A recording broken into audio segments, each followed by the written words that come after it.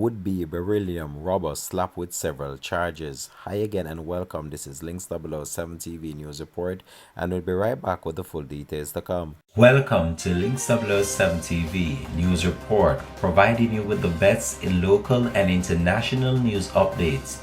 This is a place where you can get the most reliable and informative news information. Links 007 TV News Report. Welcome back and thanks for joining us. This is Links 007 TV News Report. A 19-year-old sales clerk who survived a brazen gun attack on a Beryllium security team in Ground District, Manchester early this month has been slapped with several charges. His reported accomplice was not so lucky, as he too received gunshot wounds in the attack but died at hospital.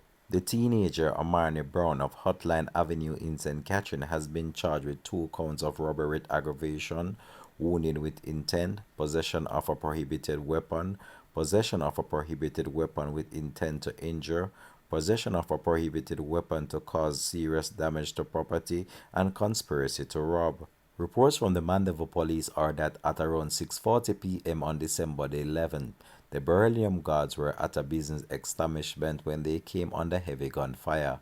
When the shooting subsided, Brown and his accomplices and a guard received gunshot wounds and were taken to hospital. The reported accomplice died while undergoing treatment, and the guard and Brown were treated.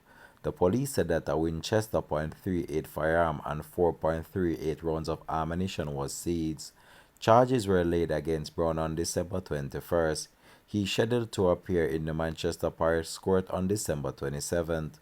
This has been Links 007 TV News Report. Thanks for watching.